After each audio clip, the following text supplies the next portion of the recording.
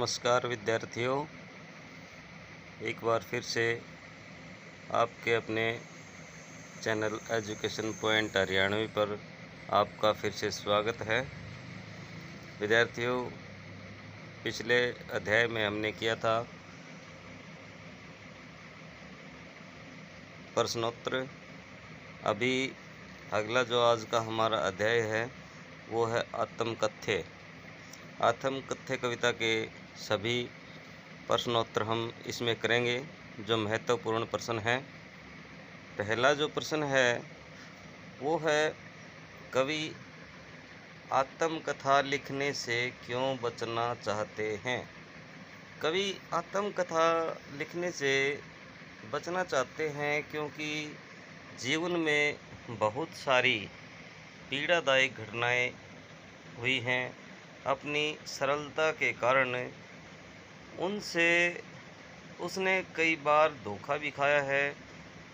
कवि के पास मात्र कुछ सुनहरे क्षणों की स्मृतियाँ ही शेष हैं और उनके सहारे अपने जीवन की यात्रा पूरी कर रहा है।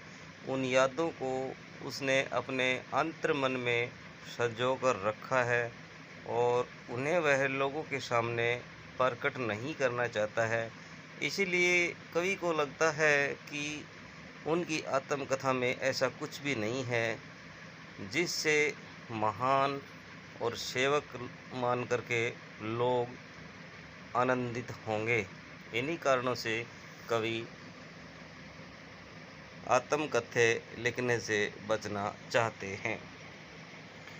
प्रश्न नंबर 2 है, आत्मकथा सुनाने के संदर्भ में अभी सही समय नहीं आया है, कवि ऐसा क्यों कहता है। कवि कहता है उसके लिए आत्मकथा सुनाने का यह उचित समय नहीं है। कवि द्वारा ऐसा कहने का कारण यह है कि कवि को अभी सुखों के सिवाय और कोई उपलब्धि नहीं मिल सकी है। कवि का जीवन दुख एवं अभाव से भरा है।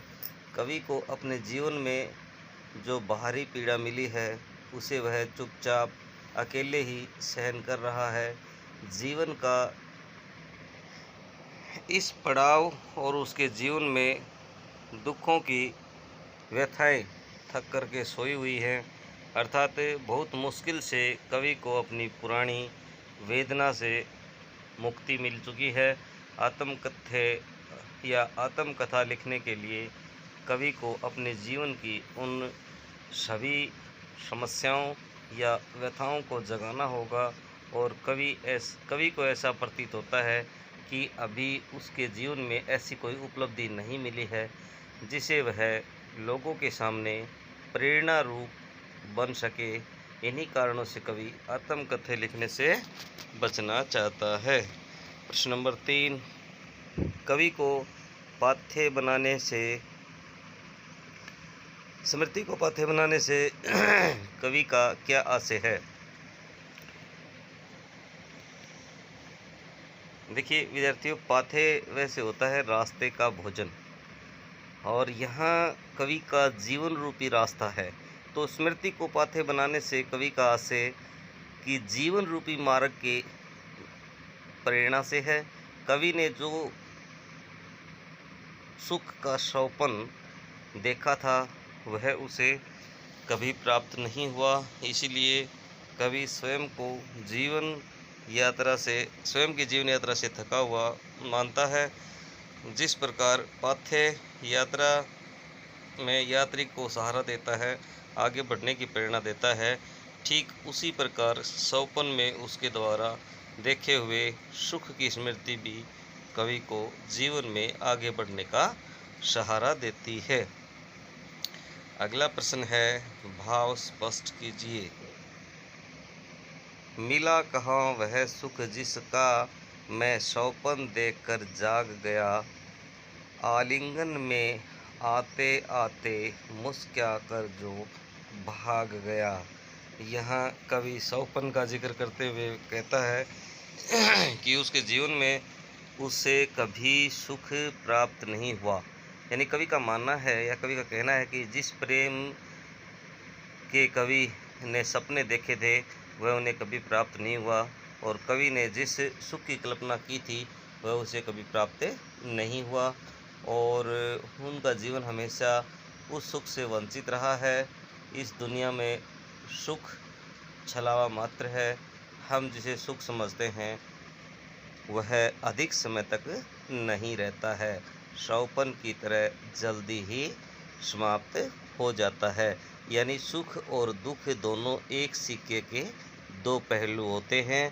कभी सुख आते हैं तो कभी दुख आते हैं, और कवि के जीवन में वह समय नहीं आया है, केवल दुखों का ही उसे आभास हुआ है।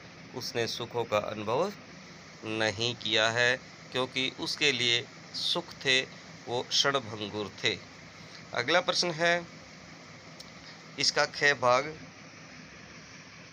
जिसके अरुण कपोलों की मतवाली सुंदर छाया में अनुरागनी उषा लेती थी निज सुहाग मधु माया में। यहाँ कवि अपनी प्रेयसी के सौंदर्य का वर्णन करते हुए कहता है कि प्रेममयी भौर वेला भी अपनी मधुर लालिमा उसके गालों से लिया करती थी।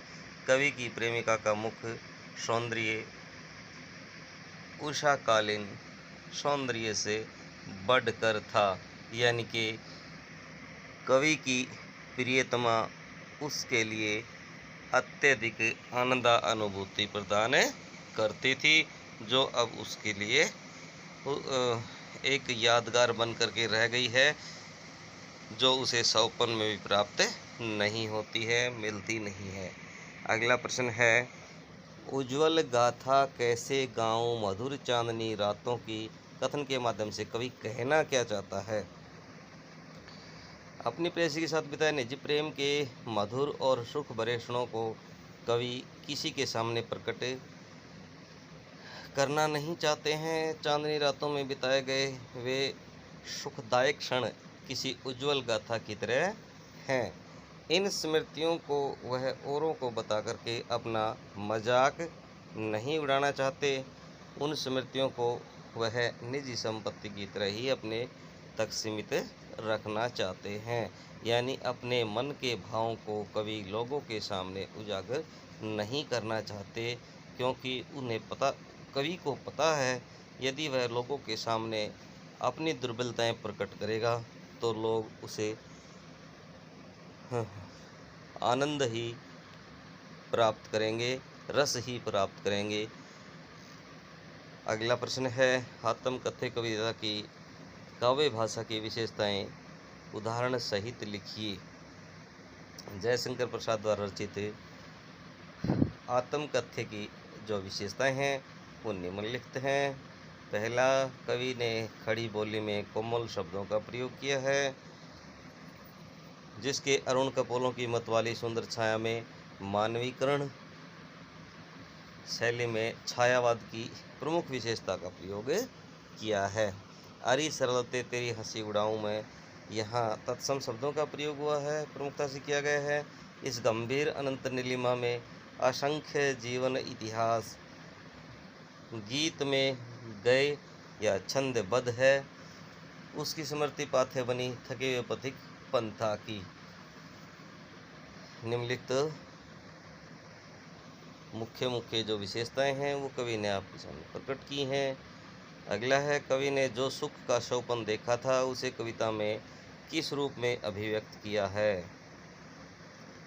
कवि के सुखद सौपन में उन्हें अपने प्रेयसी के साथ कुछ क्षण बिताने का मौका मिला। आलिंगन में लेने से पूर्व ही उनकी प्रेयसी उनसे दूर चली गई। चांदनी रात में प्रेयसी के साथ हुई बातें सदा उनके लिए दुख में तब्दील हो गई या दुखों में बदल गई। कहने का भाव यह है कि कवि के लिए जो यादगार लम्हे हैं, सुख के जो लम्हे हैं, वो कुछ दिनों के लिए आए थे और अब उसके जीवन में केवल कष्टों के सिवाय और कुछ शेष नहीं बचा है। अगला प्रश्न, इस कविता के माध्यम से प्रसाद जी के व्यक्तित्व की जो झलक मिलती है उससे अपने शब्दों में लिखिए। देखिए, प्रसाद जी एक सीधे साधे इंसान थे। उनके जीवन में दिखावा नहीं था। वे अपने जीवन के सुख दुखों को लोगों पर व्यक्त नहीं करना चाहते थे, अपनी दुर्बलताओं को अपने तक ही सीमित रखना चाहते थे, अपनी दुर्बलताओं को समाज में प्रस्तुत कर वे स्वयं को हंसी का पात्र नहीं बनाना चाहते थे। पाठ की कुछ पंक्तियाँ उनके वेदनापूर्ण जीवन को दर्शाती हैं। इस कविता में एक तरफ कवि की यथार्थवादी प्रवृत्ति है, तो दूसरी तरफ प्रसाद जी की विनम्रता भी है। इस कारण वे स्वयं को श्रेष्ठ कवि मानने से इनकार कर देते हैं। तो देखिए विद्यार्थियों, इस प्रकार हमने एक एक करके इस कविता में आए 8 महत्वपूर्ण प्रश्न हैं वो किए हैं। इनको आप एक बार, 2 बार, 3 बार, बार इनको देखिए या वीडियो को रोक करके अपनी कॉपी में इनको राइट डाउन ज़रूर कर लें, लिख ज़रूर लें। और कोरोना वायरस की इस महामारी के चलते हुए विद्यालय अभी थोड़ा सा समय लगेगा खुलने में, तब तक कक्षा की तरह ही अपने घर पर रेगुलर अध्ययन है वो आप जारी रखें। यदि कक्षा में आपको अच्छे अंक लेने हैं, यदि आप मेरे चैनल पर नए हैं तो चैनल को आज ही अभी सब्सक्राइब कर लें, बेल आइकन को ज़रूर दबाएं, लाइक करें, शेयर करें और अपना पूरा सिलेबस एक कक्षा टीचर की तरह ही मैं आपको पूरा करवाने जा रहा हूं।